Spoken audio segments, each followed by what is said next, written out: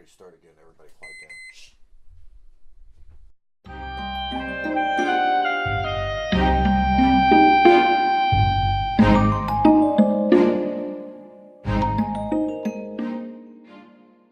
I wanted to go to college. I was going to go to William Tyndale Bible College. I wanted to be a counselor for teenagers.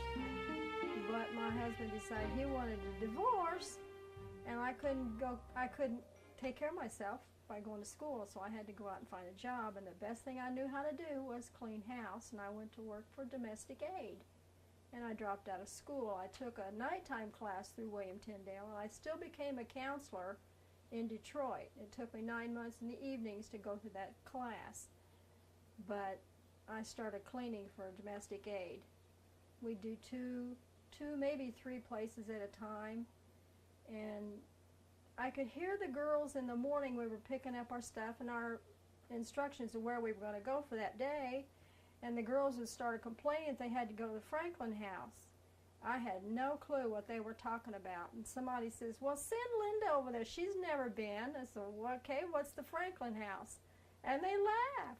They hated going over there. They didn't say very many nice things about it. They thought her house was a pigsty. But they sent me to this place called the Franklin house. And when I got there, it was Aretha Franklin.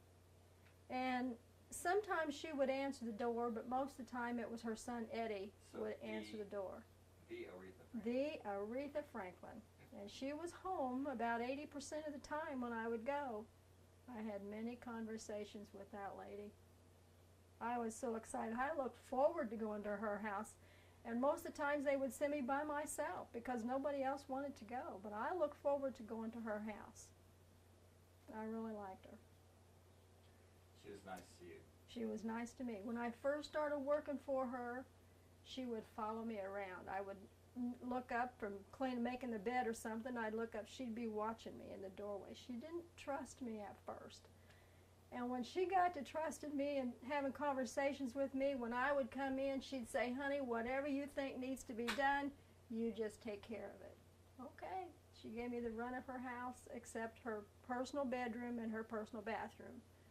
It was rarely I ever went into her personal bedroom or bathroom.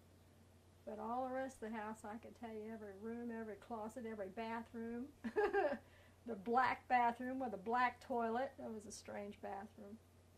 But I loved cleaning her house. It's a big house. It was a huge, big house. I mean, it was huge. I don't know how high the ceilings were. The living room and dining room was all one great big room, and the carpet was sort of a turquoise color.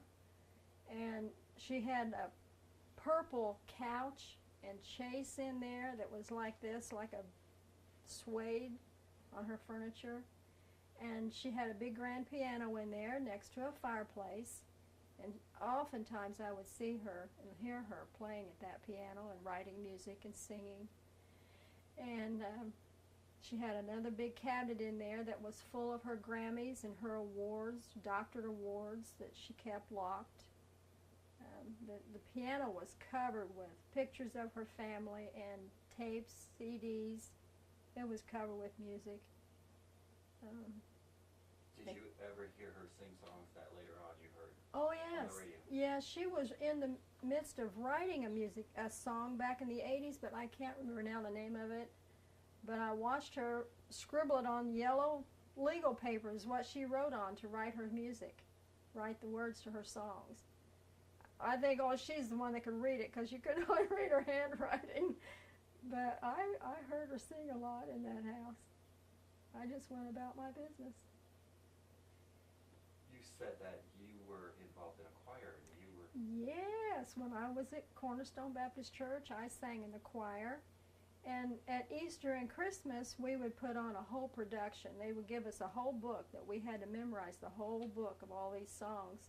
And they'd give us a tape to memorize my part. I was a soprano, so I had to memorize it in my soprano. And I would take that book and the music to her house, and she would play it. And she would open the book and play the songs out of there on her piano. And I'm thinking, this is so cool. I'm sitting here singing with Aretha Franklin from my church music.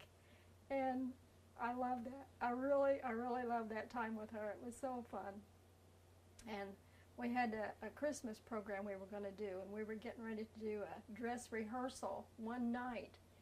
And I had the keys to the church because I also cleaned my church. And I tried my best to get her to come to a dress rehearsal. I told her I could hide her up in the balcony where the lights were not on, and she could watch our dress rehearsal.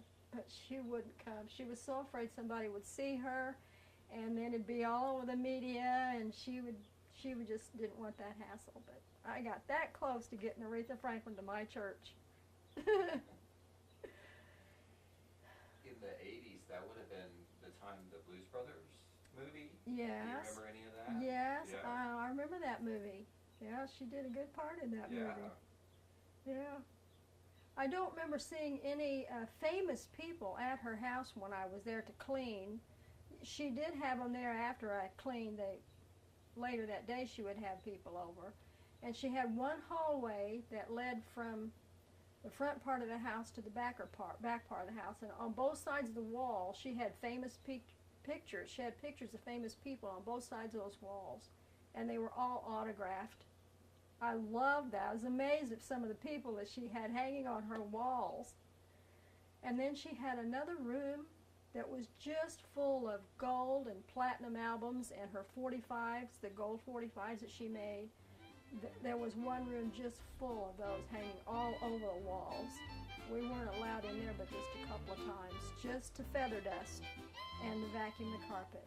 That room was off limits, but I loved that room.